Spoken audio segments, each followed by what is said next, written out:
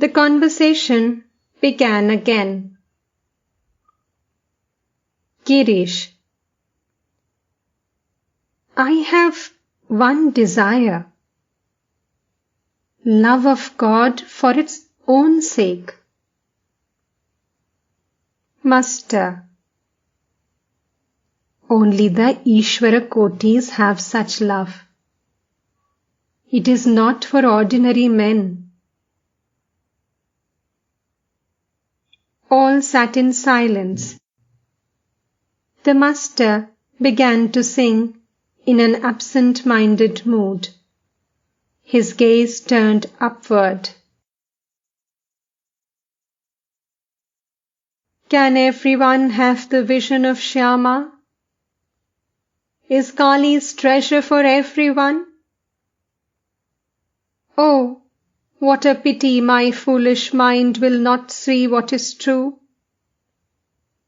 Even with all his penances, rarely does Shiva himself behold the mind-bewitching sight of Mother Shyama's crimson feet. To him who meditates on her, the riches of heaven are poor indeed. If Shyama casts her glance on him, he swims in eternal bliss. The Prince of Yogis, the King of the gods, meditate on her feet in vain. Yet, worthless Kamalokanta yearns for the mother's blessed feet. Girish repeated, Yet, worthless Kamalokanta yearns for the mother's blessed feet. Master, to Girish, one can realize God through intense renunciation, but the soul must be restless for him, as restless as one feels for a breath of air when one's head is pressed under water. A man can see God if he unites in himself the force of these three attractions: the attraction of worldly possessions for the worldly man, the husband's attraction for the chaste wife, and the child's attraction for its mother. If you can unite these three forms of love and give it all to God, then you can see Him at once. Cry to your mother Shyama with a real cry, O mind. And how can she hold herself from you? If a devotee prays to God with real longing, God cannot help revealing Himself to him. The other day, I told you the meaning of bhakti. It is to adore God with body, mind and words. With body means to serve and worship God with one's hands. Go to holy places with one's feet.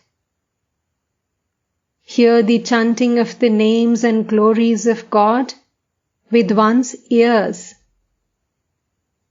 And behold the divine image with one's eyes.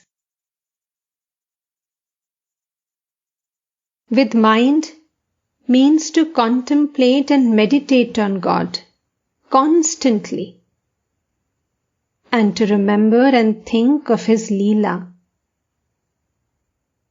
With words means to sing hymns to Him and chant His names and glories.